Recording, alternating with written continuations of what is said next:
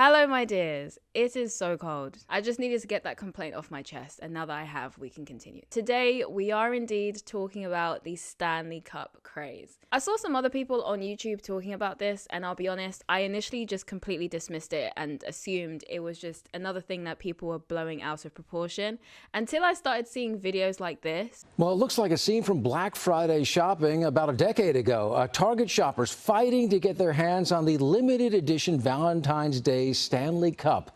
It is called the Quencher H2.0 Flow State Tumbler.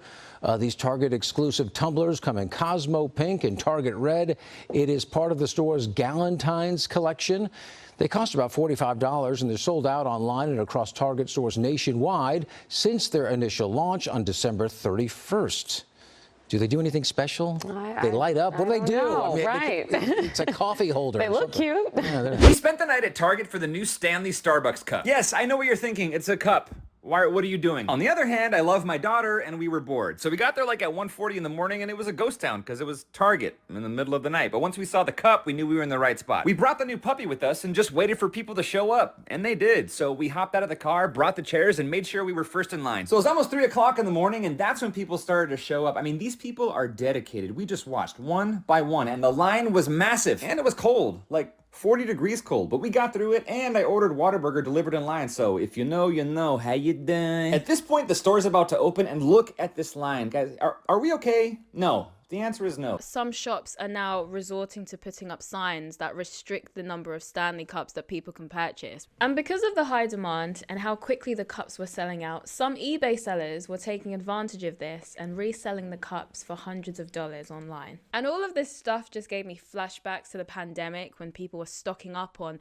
toilet paper. I don't think I've fully recovered from that time. I saw articles like this one. Stanley Cup collector 16 says her parents have spent $3,000 to get her every style. After seeing all of this chaos, my curiosity was piqued. I needed to understand what the hell was so special about these bloody cups. So I decided to go on the website, go straight to the source to see if I can get any extra information about these cups. And it turns out that it's essentially just a stainless steel insulated cup that cost £45. Also, the company has been making cups for over 110 years, so it's not even like they're a new company. So where the hell is all of this hype coming from? Apparently the Stanley Cup obsession initially started on the more lifestyle lifestyle vloggers side of social media, where a lot of these influencer girls were basically showing what they did in the day and how they would fill up their Stanley Cups and stuff like that. And so because they were associated with these attractive influencers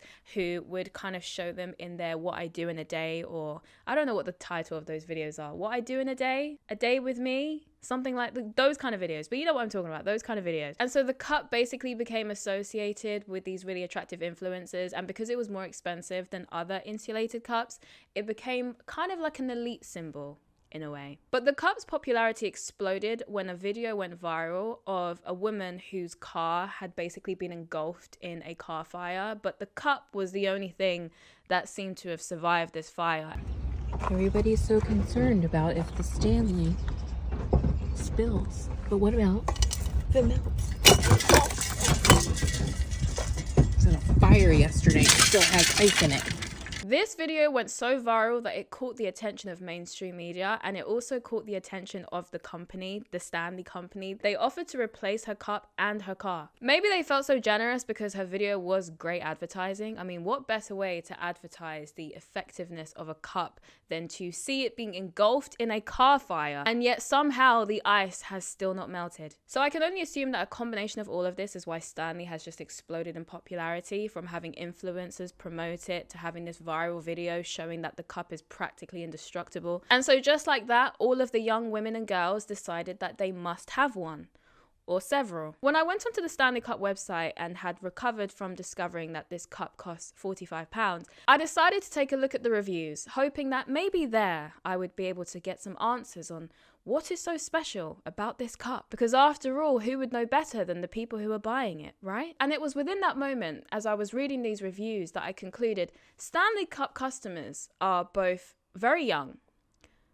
hilarious, and also pretty bonkers. They were just as unhinged as I would expect any preteen or young teenage girl to be. I mean, how put together were you in your teens? You probably weren't. You were probably just as cringy as the rest of us, likely beefing over Team Jacob or Team Edward. Don't lie. So here are some of the reviews that I found on the Stanley UK website so you can get an idea of why I think they're a little bit bonkers. Ivanova, I think is how you say that, wrote, honestly, at first, I was a little put off by the price because I've never paid so much for a cup in my life. However, I've never had a cup this good in my life. It amazes me every time I take a sip and it's still ice cold, even though it's more than 12 hours after I filled it. The only downside is that it doesn't work with my car cup holder because it's too top heavy. Same girl, same.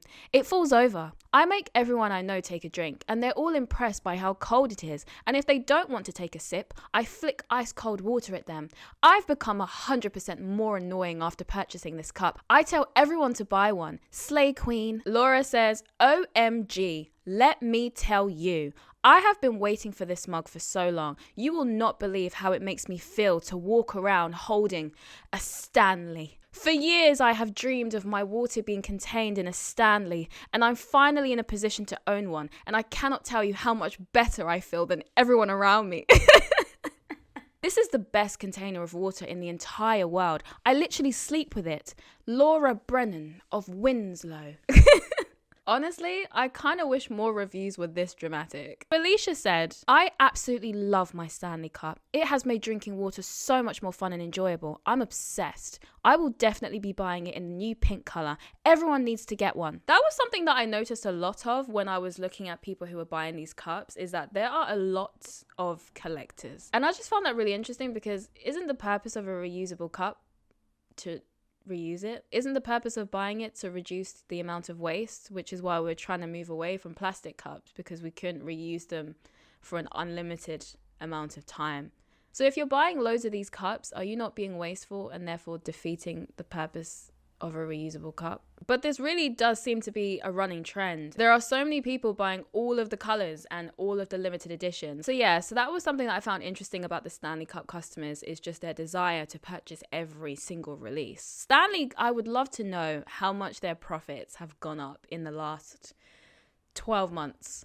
Because it's honestly insane. Now, Amy, on the other hand, is a simple girl, okay? She doesn't beat around the bush. She just gets straight to the point. It's giving slay. I think it's definitely safe to say that Stanley Cup customers definitely have a very distinct personality type. My first thoughts, to be honest, when I heard about this trend was, what's the big deal? So there's a cup that loads of young girls really like, and it's encouraging them to drink more water, and they're finding hydration fun. And so for me, I didn't really see the issue with this trend or why people were making such a big deal out of it. I mean, it definitely, in my opinion, seemed to be the least harmful trend to come from TikTok. But then I started to understand why some people think this trend is getting a little bit out of control, because there are articles like this, for example. Stanley Cups are tearing apart middle schools. Students say owning a Stanley Cup can make you more popular, but those with fakes face being bullied as the drinkware causes heartache for middle schoolers. Apparently, there are a lot of mums who now feel a lot of pressure to buy one of these Stanley Cups. And bear in mind, they're not cheap. And so when the parents are trying to opt for more affordable alternatives, those kids are being picked on for having fakes. And so it seems like these cups are contributing to a bit of an elitist environment within some schools. And one mother even took to TikTok to talk about this issue. I don't post a lot of controversial content on my page. I usually like to keep things pretty fun, pretty lighthearted. I do a lot of voiceover content. With that being said, I'm gonna keep this pretty short and sweet.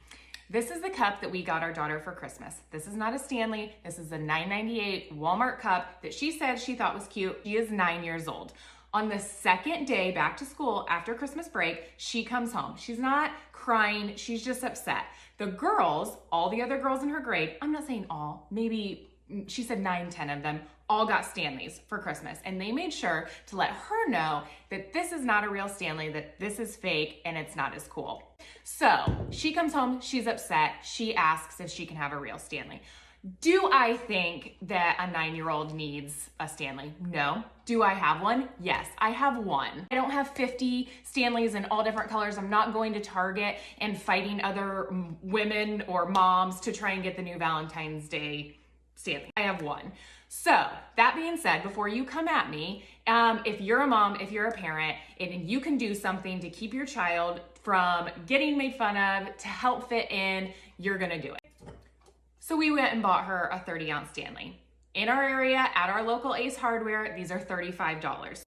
Can we afford to buy her a Stanley? Yes. Did I think that she needed one? No. Apparently I've been proven wrong by the children in our school that are making fun of her for not having a real name brand Stanley. But this doesn't start with the kids. This starts with us. This starts with parents, with moms. What are we teaching our kids? You better believe that if our 9-year-old daughter came home and somehow we found out that she made fun of another girl at school for not having something name brand, whether it's a Stanley, Lululemon, Uggs, I don't care what it is, we would be calling the family. We would be making her write a note to apologize. We would make her apologize in person, because that's not what we do in this household. And that's what we need to be teaching our kids.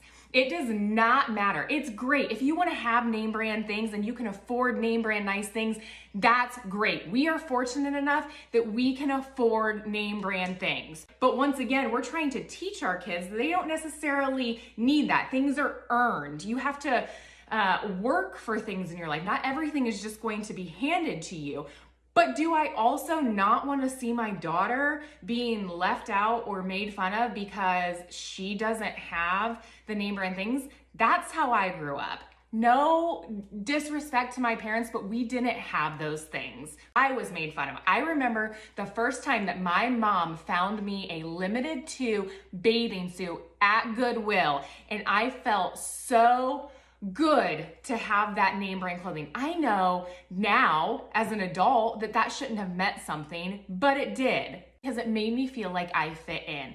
Even though we are trying to teach our kids to be unique and to be themselves, and I'm all for that. I am not going to, if my daughter asks for something to help fit in with the kids at school and she feels cool and it's something that she really wants and I can do that for her, I'm going to.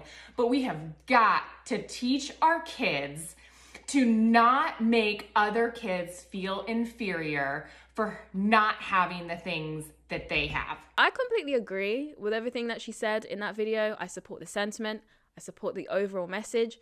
100% agree. However, I'm not convinced that it's going to make a difference in terms of how these kids behave in schools, because I don't know if you know this, but teenage girls, preteen girls have been like this since the dawn of time.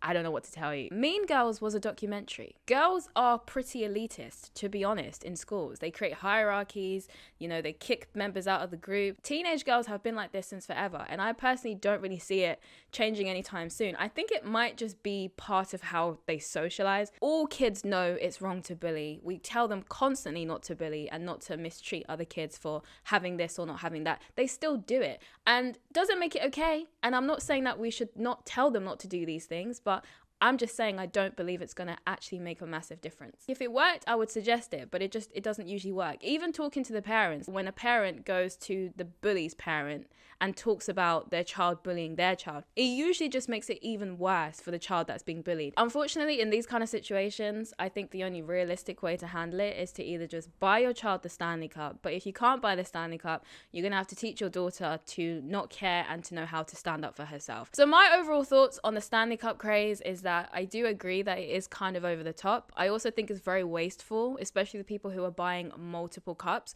because what's going to happen when these cups are no longer trendy and no longer fashionable?